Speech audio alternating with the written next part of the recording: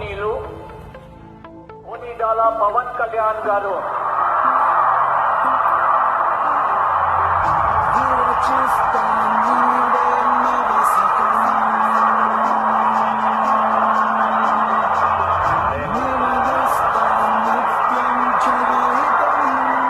కొనిడాల పవన్ కళ్యాణ్ అనే నేను